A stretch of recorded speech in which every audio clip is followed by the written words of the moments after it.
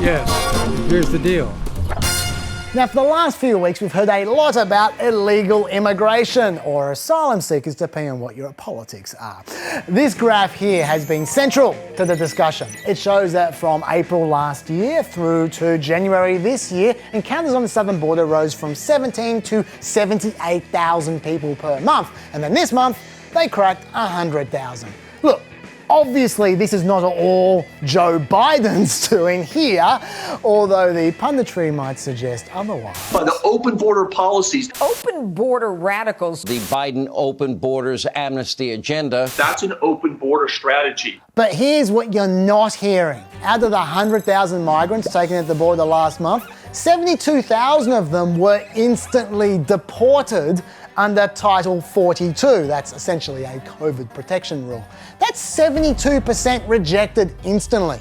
Whereas under Trump, it was about 90% rejected using the same rule. So look, these two numbers are a little different, but it's not quite... The Biden open borders amnesty agenda. So what's the real difference under Biden? Well, Trump promised he'd process asylum seekers if they waited in Mexico.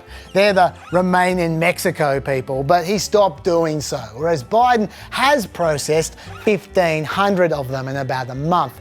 Also, Mexico is no longer taking families with young kids, so Biden is taking them as well. And Biden's taking all unaccompanied children. That's the tricky one there, we'll come back to that. But the biggest difference might simply be Biden's new tone. The idea that a more humane policy would be in place may have driven people to make that decision, but perhaps more importantly, it definitely drove smugglers to spread disinformation about what was now possible. Well, whatever the reason, something has definitely happened, because migrants are saying things like, Biden promised us that everything was gonna change. People are literally turned up to the border in Biden shirts, even though almost all of those people are going to get rejected. And literally 25% of the migrants encountered in February were people who had been rejected under Trump, but decided to have another crack under Biden.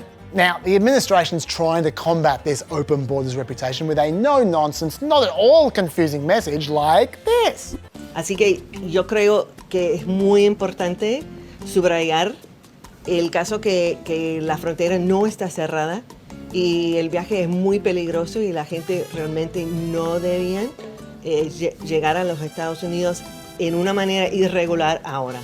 Well, that was a screw-up, wasn't it?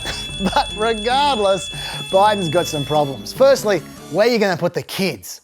Unlike that first graph I showed you, there's been a huge jump in unaccompanied minors turning up under Biden. Obviously, they know that he's going to let them in. Their numbers almost doubled in February, and they're still on the rise. They went from 47 kids arriving per day in early January to 203 arriving per day in late January to 321 arriving per day in late February to 565 arriving per day last week. And that has led to the HHS shelters where these kids are being processed for their permanent home to run out of room. They have tried to respond by removing COVID space restrictions and filling them right to the top, but so far it's not making a huge difference.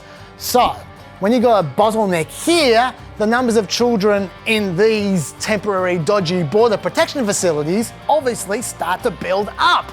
Remember, people didn't like those border protection facilities very much under Trump or under Obama for that matter, yet as of Sunday, there were more than 4,200 children in those dodgy temporary facilities, when under Trump, there'd never been more than 2,600 children in those facilities. Now, admittedly, children aren't in cages anymore because the cages have been closed for renovations. Where they are being held, though, is not much better.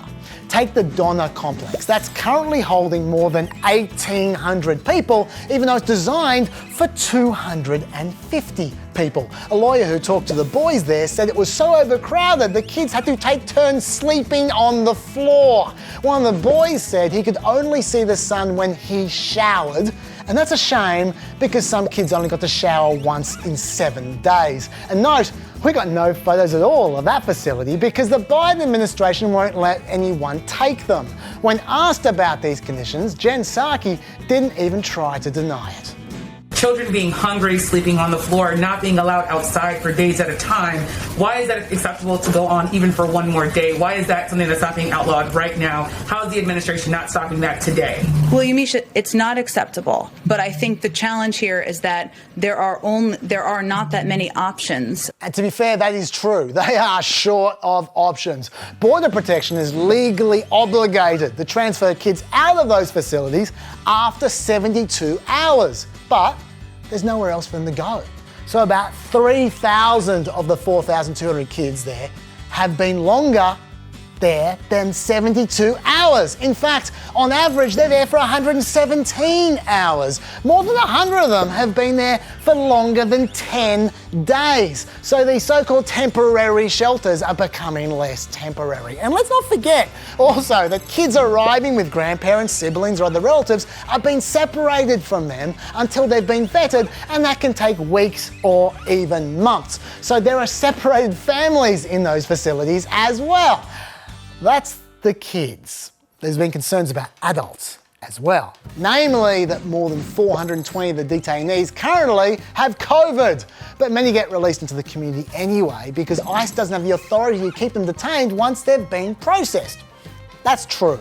But look, given America has literally 7 million active COVID cases, a few hundred more, probably not a big deal. What is more of a concern though is that while the system's massively under strain, there are heaps of illegal immigrants not getting caught.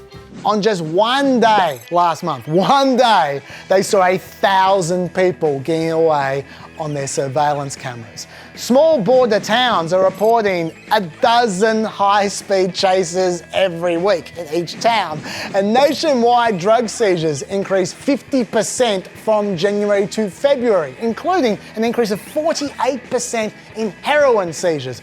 All this when the last time there was this kind of migrant surge, the numbers doubled again between February and May. So is this what the next 3 months looks like? We'll see.